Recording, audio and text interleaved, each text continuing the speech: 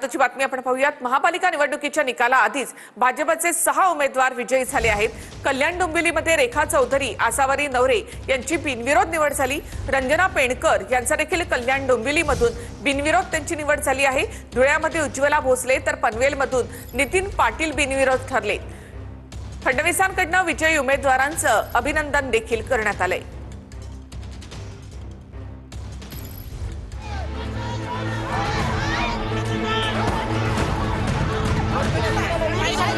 छत्रपती संभाजीनगरात भाजपमधल्या कार्यकर्त्यांची नाराजी दुसऱ्या दिवशीही दिसून आली आहे। एबी फॉर्म न मिळाल्यानं भाजपच्या कार्यकर्त्यांमध्ये अजूनही प्रचंड नाराजी आहे।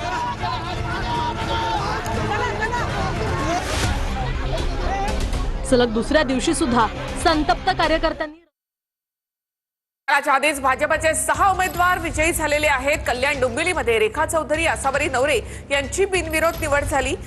रंजना पेणकरांचा देखील कल्याण डोंबिवलीमधून बिनविरोध त्यांची निवड झालेली आहे। धुळ्यामध्ये उज्ज्वला भोसले आणि पनवेलमधून नितीन पाटील हे बिनविरोध झाले। निकालाच्या आधीच भाजपचे 6 उमेदवार विजयी झाल्यानंतर मुख्यमंत्री देवेंद्र फडणवीसांनी त्यांचं अभिनंदन केलं आहे। तर महापालिका निवडणुकांच्या आधीच निकालाच्या आधीच भाजपचे 6 उमेदवार विजयी झाले। महापालिका निवडणुकीच्या तोंडावर भाजपचे 5 उमेदवार बिनविरोध निवडून आले। कल्याण पूर्वेतील प्रभाग क्रमांक 18 मधून रेखाताई चौधरी बिनविरोध निवडून आल्या, तर डोंबिवलीमध्ये प्रभाग क्रमांक क मधून आसावरी नवरे बिनविरोध निवडून आल्या।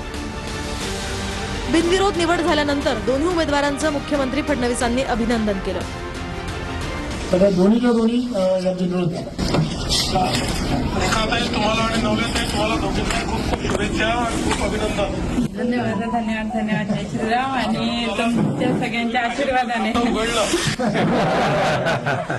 विजय ही विजय आहे। डोंबिवलीमध्ये स्वातंत्र्यवीर सावरकर रोड प्रभाग क्रमांक 26 ब मधून भाजपचा 3रा उमेदवार जिंकलाय। भाजपचे प्रदेशाध्यक्ष रवींद्र चव्हाण हे पहिल्यांदाच नगरसेवक म्हणून निवडून आलेल्या ठिकाणी रंजना पेणकर बिनविरोध निवडून आल्या।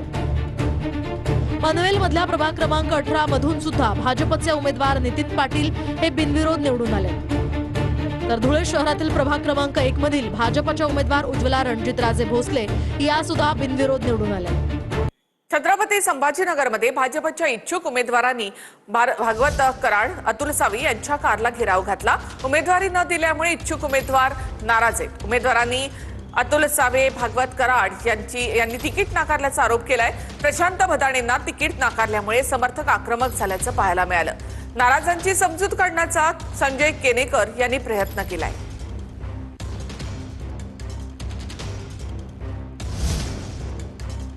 छत्रपती संभाजीनगरमध्ये भाजपच्या इच्छुक उमेदवारांनी राडा केलाय। इच्छुक उमेदवारांनी अतुल सावे, कराड यांच्या कारला चक्क घेराव घातला। प्रशांत भदाणे यांना तिकीट नाकारल्यामुळे त्यांच्या समर्थकांनी घोषणाबाजी केली।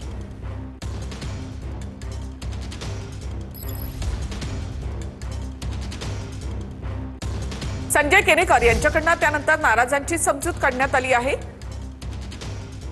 छत्रपती संभाजीनगरमध्ये कालही राडा झाला होता। आजही इच्छुक उमेदवारांनी या ठिकाणी मंत्र्यांच्या कारला घेराव घातलाय।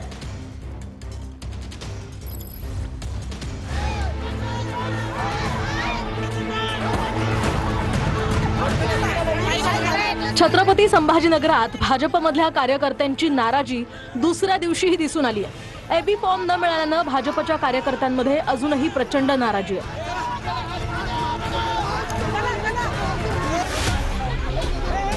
सलग दुसऱ्या दिवशी सुद्धा संतप्त कार्यकर्त्यांनी रस्त्यावर उतरून आक्रमक भूमिका घेतली।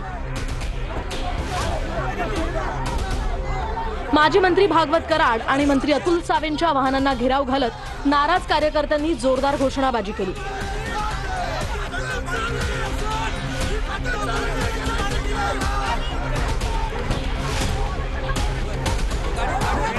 इच्छुक उमेदवारांनी घटनास्थळी गोंधळ घालत अंगावरती पेट्रोल ओतून आत्मदहनाचा प्रयत्न केला। कराड यांच्या गाडीला घेराव घालत संतप्त कार्यकर्त्यांनी गाडी अडवली। गाडीवरती काळही फासलं। गाडीवर संतप्त कार्यकर्त्यांकडून फोटोही आपटण्यात आला।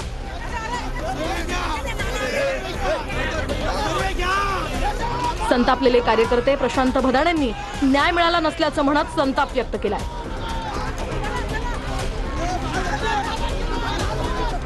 सगळे उद्घाटनला होते यांना लाज वाटायला पाहिजे हो. यांना देव माफ करेन का?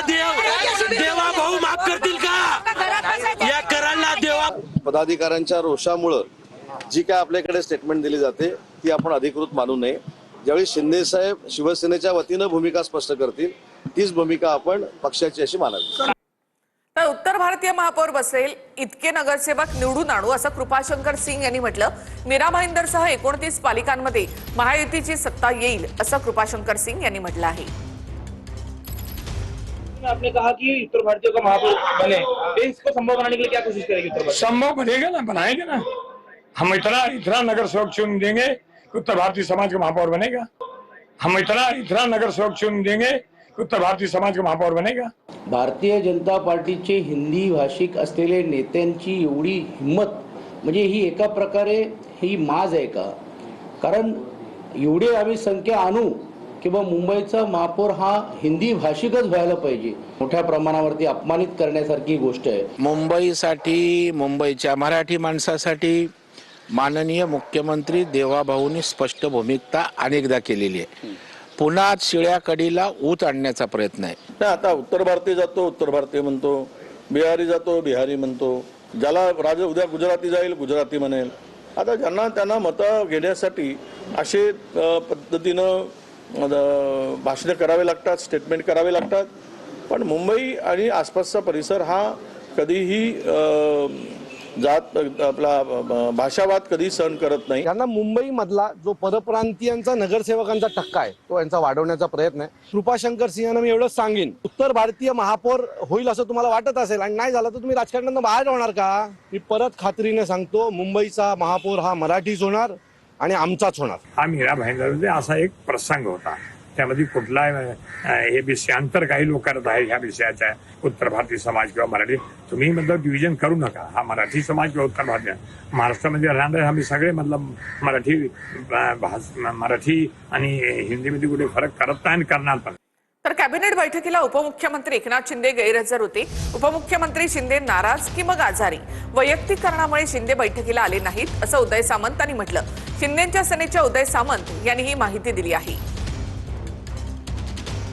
आज कॅबिनेटची बैठक होती आणि त्या बैठकीला आमचे मुख्य नेते आणि राज्याचे उपमुख्यमंत्री एकनाथ शिंदे साहेब त्यांच्या वैयक्तिक कारणामुळं आणि तब्येतीमुळं उपस्थित नव्हते.